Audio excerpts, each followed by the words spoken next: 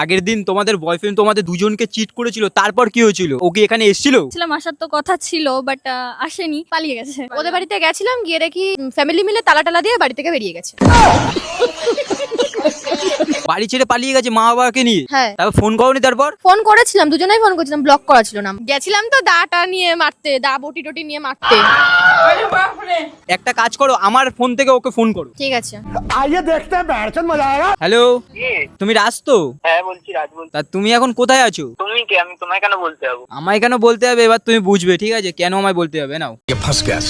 Hello, কেন চিনতে পারছিস না? না, নাম্বার দুটো ব্লক করে রেখে দিয়েছিস কেন? তা তোকে না আগের দিন আসার কথা ছিল, তুই আসলি না, তাই না? তোকে তোর বাড়িতে তোকে মারতে গেছিলাম।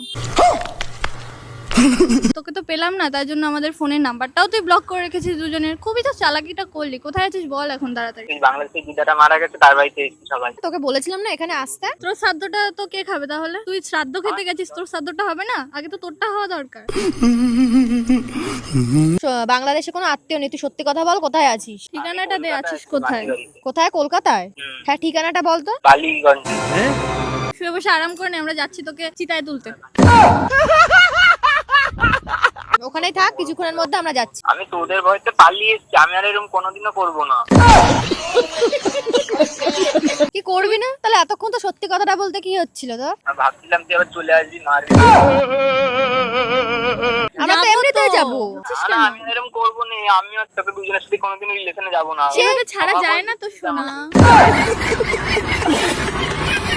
এই নাটকটা তো আগের দিনও করেছিলি, কই এসেছিলি? আরে এই ভয়তে আমার 7 দিন ধরে পাতলা পায়খানা হয়েছে, আমি কলকাতায় এসে ডাক্তার দেখাচ্ছি।